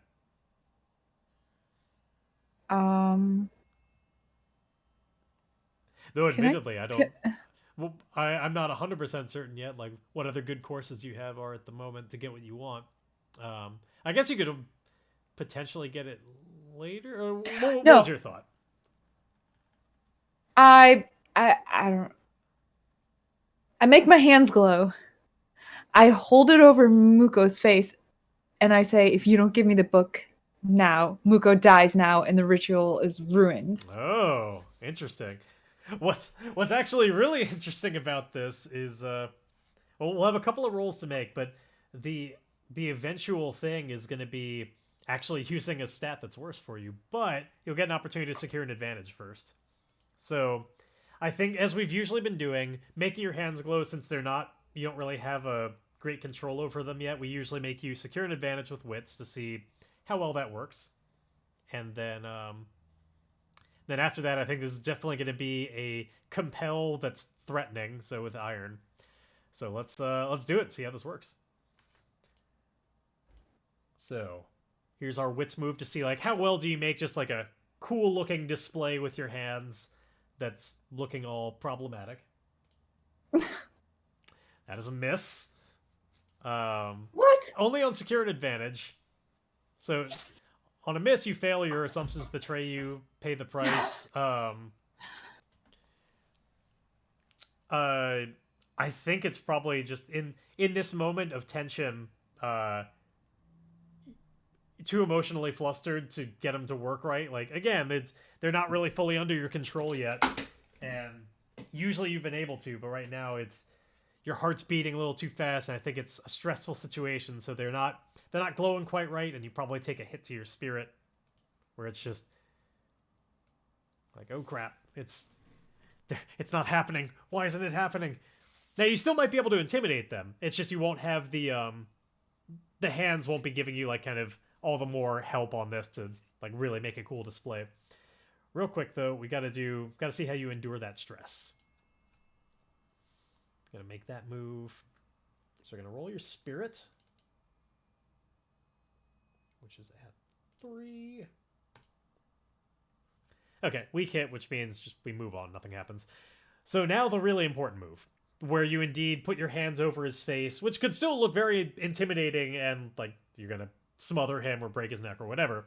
So it still could work. It just won't have quite the like magical look to it. So we need to make an iron roll and see if you can intimidate them. All right, come on, dice. That is another miss, though. Yeah, they refuse or make a demand which costs you greatly. Pay the price. I mean, if it's any consolation, no matter what stat you were using on that one, that was the challenge dice were high enough. I don't think anything would have saved you there. So pay the price. I feel. Do they just seize me and take me out of there? I think that's definitely, yeah, like especially once you start like you're going wild and threatening and everything. I don't think these are fighters enough to try and they're not gonna like trying to kill you or anything, but there's definitely like there's a group of them in here and they're gonna try and get you out of here unless you like you if you try, like you might be able to just evade them or break free or do whatever, but at this point they're through with this shit. They're kicking you out physically. So what's the play here? As this is in progress and they're coming in on you. I don't think I resist. Okay. Then yeah, like probably a little forcefully, but not like painfully, you are ejected from this area and out of the inner sanctum. Oh man, okay. I have one alternative here for a rewind. And it's whichever one we're more interested in. Either option A happens, which is what we just witnessed, and we'll move from there. The other option I have for paying the price is like, what if that action is like offensive to the like the protection spell that's like keeping you from these energies here, and like it just like is either automatically expunged or like this priest says some words and expunges it, and now like it is harmful for you to be here, not in an immediately lethal way, but like it's like a vampire in sunlight type of thing where like you can't be in here long, or like which one is more interesting to you or is more in line with what you want to do? I guess it doesn't really matter. I feel like I'm defeated at this point, at any rate. So, yeah, it's whatever you want to do. So more than their hand will be long. Oh yeah, exactly. If that were the case, I think they'll just we'll just escort you out. It is fine.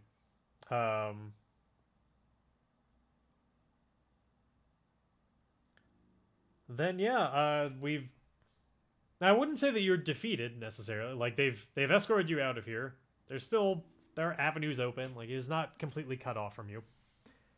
But at the very least, you got the information you need, and the book exists. Might be able to recover it at a later time or something. But yeah, Flint I think would speak up and say like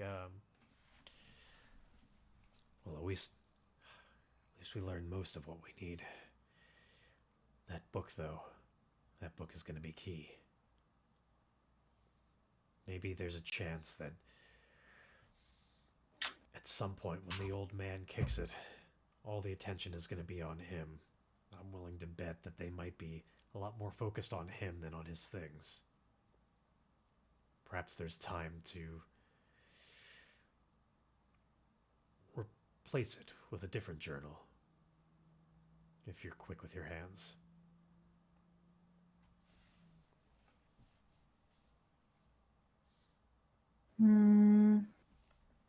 Where am I going to get another journal? We're in a town. Presumably they might exist.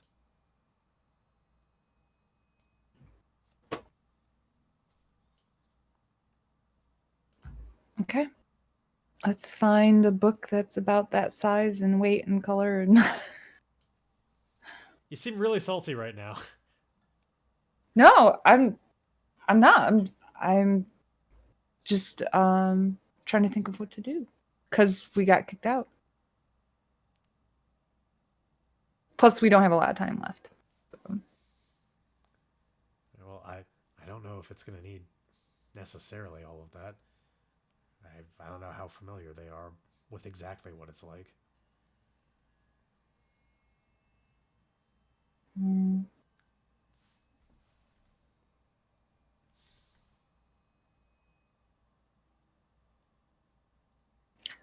Did they say that they were gonna get rid of the book along with Muko?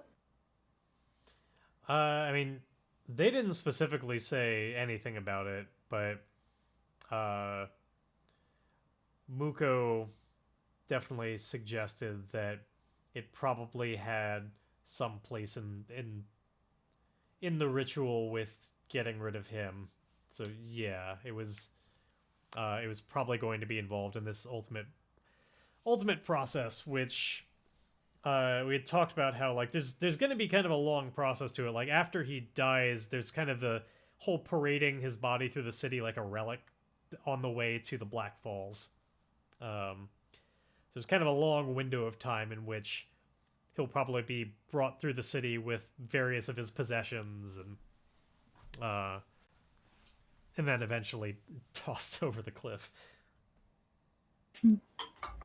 Okay.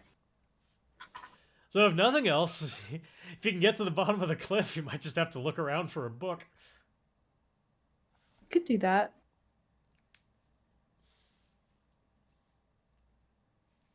It's all up to you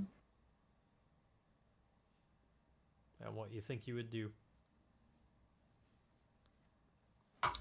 Um And I might also yeah, like we'd have to ask some oracles and stuff like what exactly they do if like they might they might burn things first. I don't know.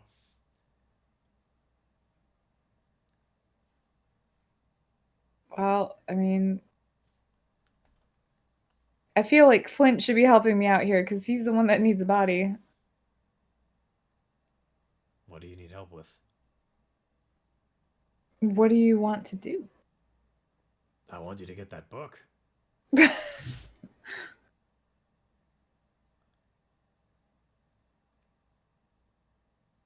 Okay. But I guess we just have to stay nearby and I guess if they're parading him down the street, we'll just have to get as close to him as possible. I think you can do it. It's a big seems to be a big city with a lot of people. If nothing else, you very well might be able to get the crowd a little too excitable. I'm sure they'll want the crowd to keep their distance, but if they're going to be parading him through like a relic, there's people that are probably going to want to touch that relic. One of the most important parts of their life. You stir up enough crowd, you won't be the only one getting up close. Can probably make off before they know it. Won't stand out as much.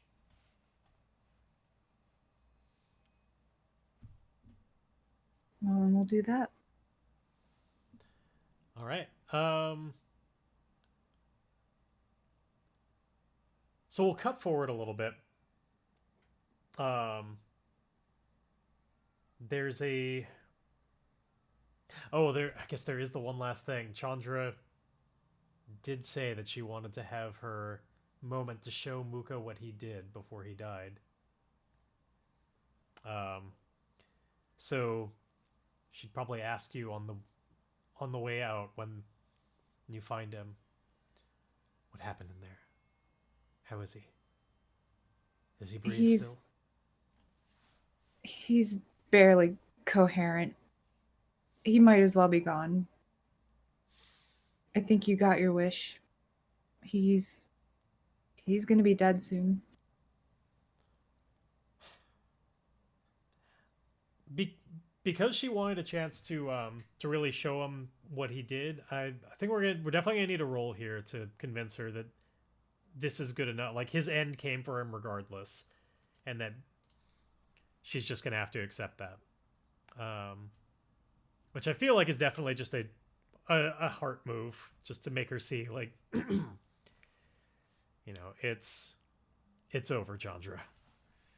The person in there is not the one you had vengeance against. So let's see. Let's see how she takes to those words. Okay. It's a weak hit. Which does give you +1 momentum. Which is good. Help build that back up. So she'll accept that, but again, she wants something in return. I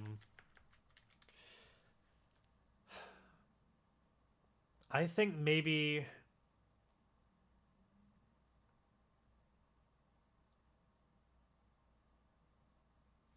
there is a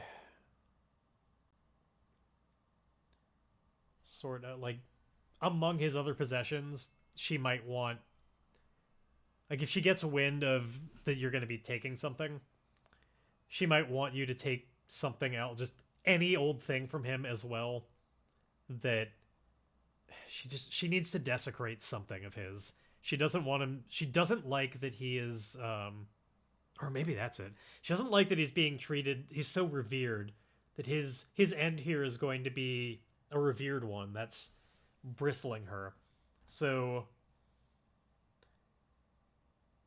she wants the disruption that's made there. Like, she wants there to be a disruption when he's paraded through the streets.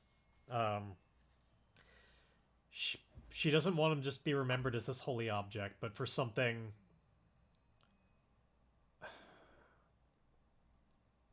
It's like she kind of wants chaos in the streets, and for this to be remembered for that more than anything.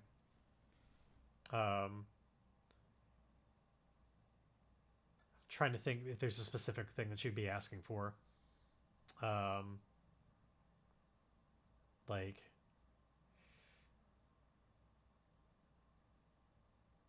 maybe she does create the chaos. Maybe she just starts throwing food at him and yeah, creating a riot. It could be that sort of thing, where she could be really bitter and just yeah, I think it could just be that, where like, which happens to align with what you want anyway, but she's like, but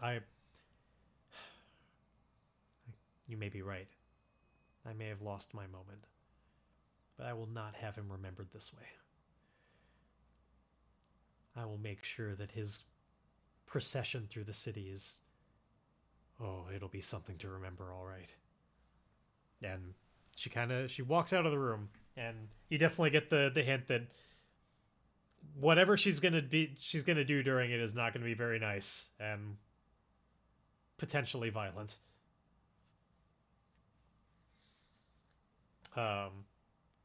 But she will accept this, and I think that's a good moment to get that one final mark of progress on help Chandra find Muko, and then probably roll to see like how well that vow is resolved. Because that seems kind of like the final moment there on what she really wanted. Everything else is in her hands at this point. So let's give you that progress. And let us see. Let's see how that vow is fulfilled. So in this moment, as she's walking away, we're going to make the fulfill your vow move. Make a progress roll against this. So we're rolling 2d10 again.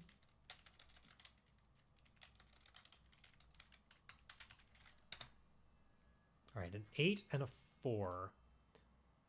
So that's going to be a weak hit, which means... Alright, there's more to be done, or you realize the truth of your quest. Envision what you discover, then mark experience. You may swear an iron vow to set things right if you do add +1. So basically, this could be the end right here, and you just take one less experience for it than you otherwise would. But you can then swear another vow about it if it's important enough to you to like make things right with Chandra. But I don't know. I personally feel like that was probably enough of the end right there. It's just wasn't quite as fulfilling as she wanted. You'll still get 2 experience out of it. Clear that vow.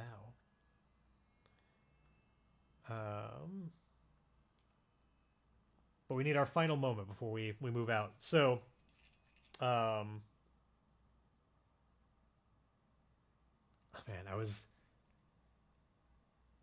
always like to have a little bit more of a striking image to go out on.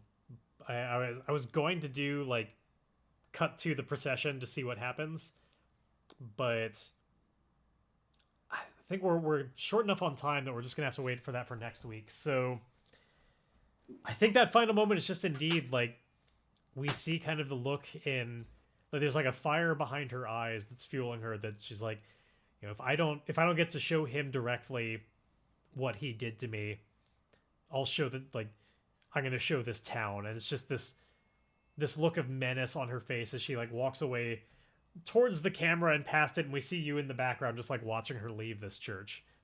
And then there's like from the back area of the church, we hear this like this bassy old bell ring that as we move into the credits, which we know signifies like the moment came. Muko is passed. And I think that'll have to be it for this week. So this has been another game of Ironsworn. Again, this game is available for free at ironswornrpg.com. It is a fantastically put together one. I really recommend picking it up if you have any interest in games that you can play completely without a GM. You can do it solo, you can do it co-op, you can play it with a GM. It's got various modes of play. Super cool. It's actually going to be getting a supplement coming out soon called Delve, which is going to have all sorts of new rules that I look forward to picking up and incorporating into the game once I give it a read through. It's going to have more information on like how to properly do like big antagonists and like dungeons. We've played around with it earlier in this series, but there's going to be all sorts of other stuff in the rules that I haven't really cracked open yet. But everything I've seen about it sounds really cool. But anyway, this has been episode 12 of this season. If you need to catch up, all of these go on YouTube. This one will be up tomorrow evening by the latest. And yeah, I always encourage people to come check out the stream. We'll be doing it at the same time next week, 8 p.m. Pacific time. And anyway, I've been joined with Blinkin' Firefly here. Tell us a little bit about your stream. I stream singing and ukulele and piano-ish music. So come check it out. Just doing it just earlier today. You'll get all sorts of great stuff over there. Over at twitch.tv/BlinkinFirefly. Then I, of course, do this here, and my main stream is a Sunday night affair where I do cello request for 4 hours, starting at 5 p.m. Pacific time. Always a good time. And yeah, that's all we have for you, though. I will see you all around, hopefully, next Tuesday. Otherwise, I'll be approachable on the Discord where we hang out and play games and stuff. Hopefully, we'll do something again this Saturday night. And yeah. See you around, everybody. Hope you had an enjoyable experience. Go play Ironsworn.